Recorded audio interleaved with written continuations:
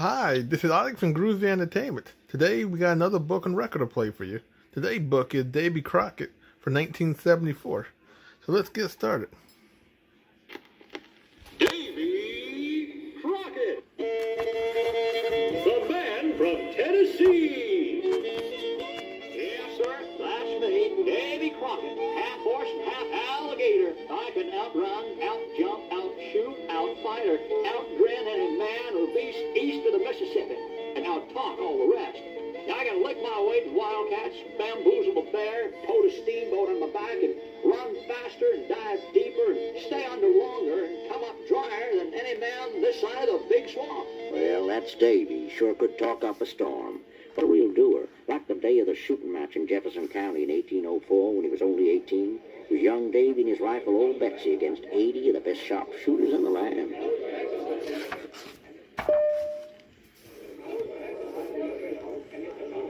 Now, here are the rules. Each man gets one shot starting at 50 yards.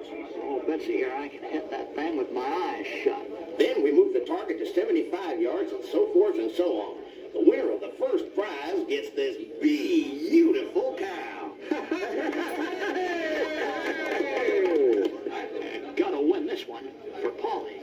Okay, first man. Yay! Next man. Well, it was the kind of shooting that would sure enough separate the men from the boys, and they kept moving that target till it was a good 100 yards away. There was only 4 contestants left. The first 3 took their shot, and then it was Davy's turn. Come on, old Betsy. Let's show 'em what real shooting is. Bullseye! And the winner, Davy Crockett. But Davy won more than a cow that day. He won pretty Polly Finley for his wife. And 2 years and 2 kids later, they moved to the Duck and Elk River country in southern Tennessee near the Alabama border. Oh, it's beautiful, Davy. Why, that deer over there. And isn't that a raccoon up that tree? Sure is. And see the big claw marks on this tree? Means there are plenty of bears around. And this soil is the richest I've seen anywhere.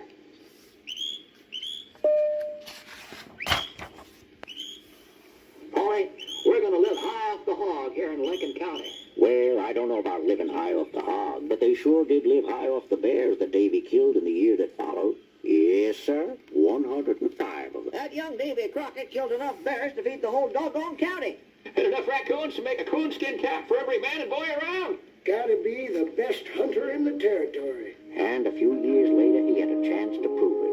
We were at war again with England, the War of 1812. Polly, I can't stand by doing nothing. Please don't go to war, Davy.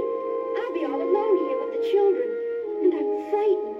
But I've got to go. The British got the Indians on the warpath. They wiped out a whole town at Fort Mims, Alabama. If we don't stop them somewhere else, they're going to come right here. Don't worry, I won't be gone long. When he arrived at the camp, the commander, Colonel Coffee, called him over. You Davy Crockett? Reckon so. I hear you're the best bear hunter in Tennessee. That's a doggone lie. I'm the best bear hunter in the whole darn world. Well, we sure can use you. We got nothing but a little flour and salt and molasses tea. No meat at all. No meat. I saw bear tracks all around the place. Just give me a couple of men and a couple of days, Colonel, and your worries are over. And a couple of days later, the colonel stood talking to General Andrew Jackson, who had just arrived with the main army. And that's how it is, General. We're just about out of food. We were counting on you. That's bad. I've got plenty of guns and ammunition, but not much food. Gotta do something. Well, I'll be. Who is that man, Colonel? Davy Crockett, sir. The Tennessee bear hunter. Yes, sir. There was Davy with his men. First time I ever saw him, bringing in enough bear meat to feed an army.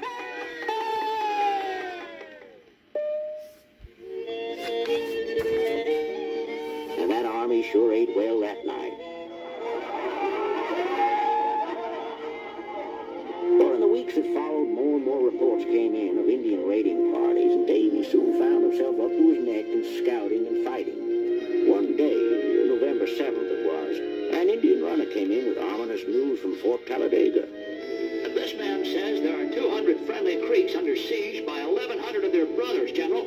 Unless the ones in the Fort fort join the ones outside against the whites, they'll all be killed. We gotta help them. Need all the friends we can get. Crockett, you and Russell go on down there and look things over. We're on our way, General. And as the main army prepared to move out, Davy and Russell raced on ahead. Near the fort, they left the horses and crept silently through the woods. There it is, Davy. Fort Talladega. And there's the Red Sticks. Listen, they're telling the people inside the fort to surrender by tomorrow or die. Doesn't give us much time. It's already getting dark. What'll we do? You wait right here. I'll ride back and report to the General. Riding like the wind, Davy found the general and his men just 6 miles back. The way it looks to me, the Red Sticks can take the fort anytime they want to, General, and they're going to attack by daylight if the fort doesn't surrender. Then we're moving out right now. Lead the way, Crockett. The sun rose. Jackson had his small army lined up on 2 sides of the fort. Everything looked real peaceful and quiet as 2 companies under Major Russell moved into the open toward the fort. And then suddenly, the Red Sticks came streaming out of their hiding places, rushing like a cloud of Egyptian locusts and screaming like banshees. Russell and his men leaped from their horses. Come on, man, into the fort! They made it to the fort by the skin of their teeth, as their horses turned back toward the woods where Davy and his company were waiting, with the Indians right behind the horses trying to catch them. Here they come, man. When they get real close, then let them have it.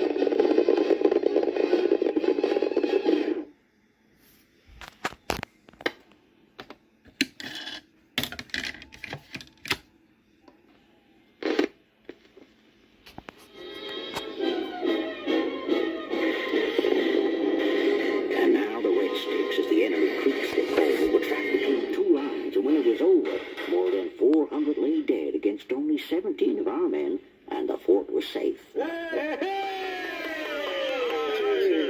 Wasn't too long before a peace treaty was signed with the Creeks, but Davy wasn't happy with it. I've done my share of fighting, General, and killed more than my share of Indians, but now I'm sorry I did. Why the change of heart, Crockett? This treaty we made, it's not fair to the Indians. Could be, but I'm an army man, and I just do what I'm told. Well, Davy's time with the army was soon up, and he went back home where he was made a colonel in the state militia. Good to have you back, Colonel. Thank you, neighbor. Sure nice to be back. But his wife Polly was very sick and soon passed on. Not long after, Davy married the widow Patton. With his new bride and her kids and his, they moved farther west, where he was elected a judge, and then in 1821 a state representative. And about the same time, he built the first grist mill in those parts for grinding corn and meat. We're doing real good, too, till a flood came along and flattened the darn thing down to kindling wood and toothpicks. So he moved again, still farther west, and went into the business of making staves for barrel making. Had 30,000 of them cut, 2 flat boats built to carry them down the Mississippi to New Orleans. Hired one Captain Whale to pilot the boats. But soon discovered he didn't know nothing about the big Mississippi, especially around Devil's Elbow. And before we knew it, We're sinking. Never mind for himself. the whole shebang piled up on the rocks. Total loss.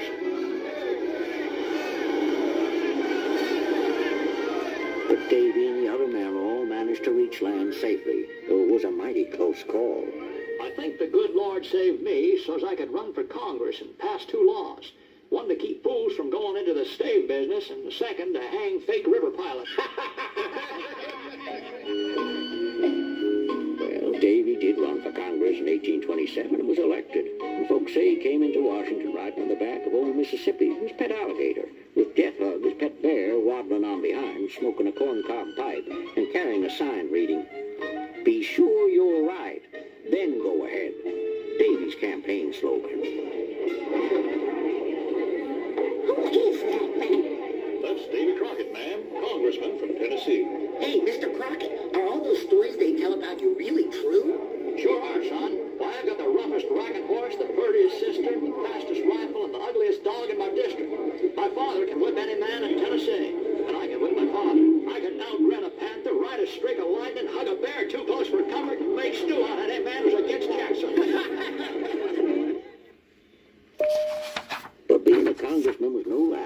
Senator Davy, and in all his 3 terms in office, nothing angered him more than a bill supported by President Andrew Jackson to move the Indians in the southern states west of the Mississippi just after gold was discovered on some of their land. The chair recognizes the gentleman from Tennessee. Mr. Speaker, that land belonged to the Indians before the white man ever came here, and I can't go for a bill that'll drive them off their own land against their will.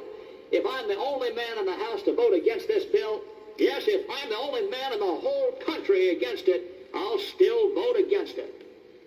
And that's just what he did. And though it cost him the election, he never regretted it.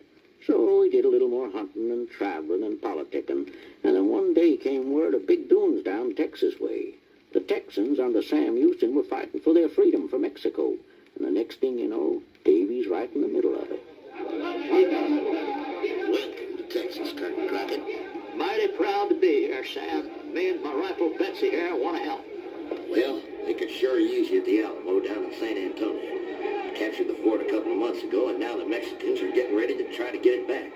I'm on my way, Sam. Just point me in the right direction. And that was the beginning of Davy's last and greatest adventure. Arriving at the Alamo, Whoa, easy, boy. he was quickly filled in on the military situation by Colonel Jim Bowie and Lieutenant Colonel Travis, commanders of the fort.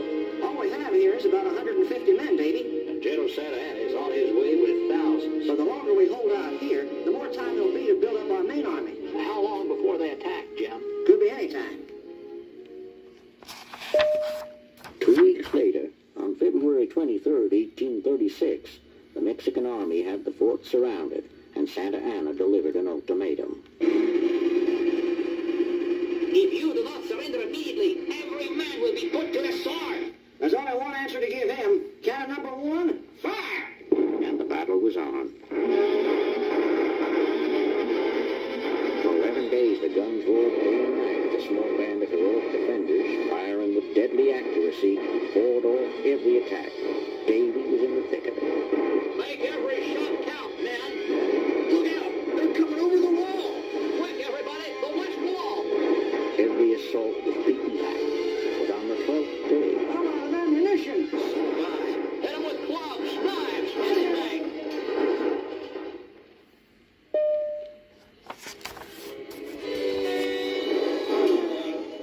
but the enemy, now numbering 5,000 against less than 150 inside the fort, swarmed over the walls, and though Davy and his comrades fought back ferociously, not a man among them was left alive.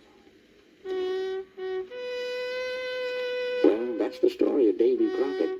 Thanks to him and the other brave men of the Alamo, Santa Anna lost 12 days and 1,500 of his best men.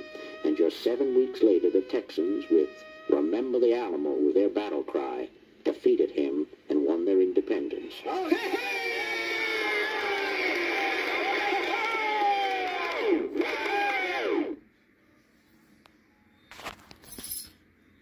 So that was Davy Crockett from 1974.